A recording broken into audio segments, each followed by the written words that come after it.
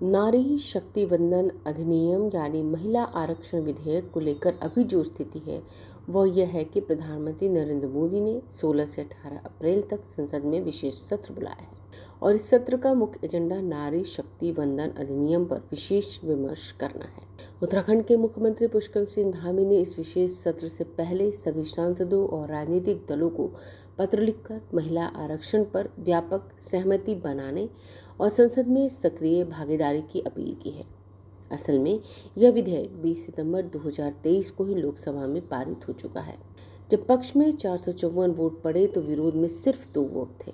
कानून बनने के बाद लोकसभा और विधानसभाओं में महिलाओं के लिए 33% सीटें आरक्षित हो जाएंगी और इन आरक्षित सीटों में 1/3 सीटें अनुसूचित जाति और अनुसूचित जनजाति के महिलाओं के लिए होंगी।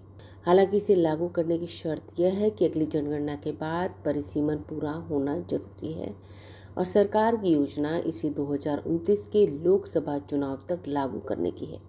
16 अप्रैल से शुरू हो रहे विशेष सत्र में सरकार जनगणना का इंतजार किए बिना 2011 के आंकड़ों पर परिसीमन आगे बढ़ाने का प्रस्ताव ला सकती है और अगर ऐसा हुआ तो लोकसभा की सीटें 816 हो सकती हैं और 33% महिला आरक्षण सीधे लागू हो जाएगा, कहना है बीजेपी महिला मोर्चा के अध्यक्ष की। उन्होंने कहा कि यह नारी शक्ति वंदन अधिनियम महिलाओं की प्रगति सशक्तिकरण के लिए एक बहुत ही अनोखा कदम है। उन्होंने इसका स्वागत किया और कहा कि निश्चित रूप से महिलाएं इससे जरूर लाभान्वित होंगी, खास तौर पर जो राजनीतिक दलों से संबंध रखती हैं।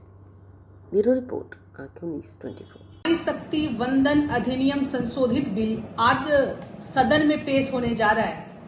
ये भारत की असंख्य महिलाओं के अधिकार के लिए, सम्मान के लिए और उनके राजनीतिक प्रतिनिधित्व के लिए एक बहुत बड़ा ऐतिहासिक कदम है।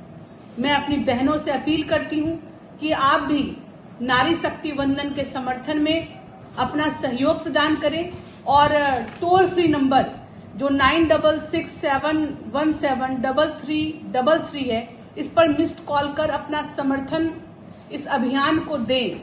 आप सबों को मालूम है कि नारी शक्ति वंदन अधिनियम पूर्व में पारित है, लेकिन उसको पुराने परिसीमन के आधार पर लागू नहीं किया जा सकता था।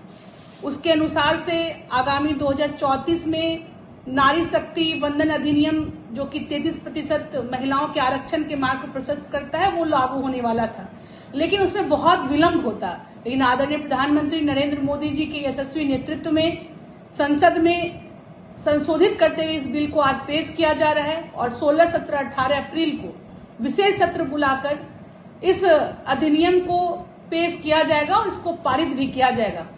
इसका लाभ यह होगा कि आगामी 2029 के लोकसभा चुनाव में और उसके बाद के सभी विधानसभा चुनाव में 33% महिला आरक्षण का मार्ग प्रशस्त होगा। संसद से लेकर विधानसभाओं में बढ़ती हुई महिलाओं की हिस्सेदारी होगी, उनकी भागीदारी होगी और महिलाओं के सम्मान में, उनके अधिकार के लिए वो अपनी आवाज को बुलंद करेंगी।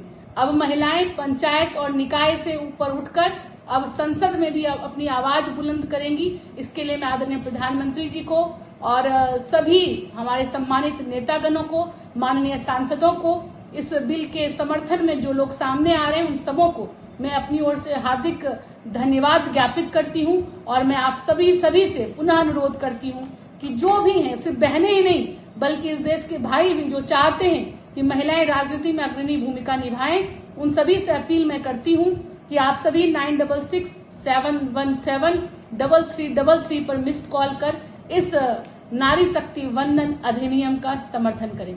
बहुत बहुत धन्यवाद।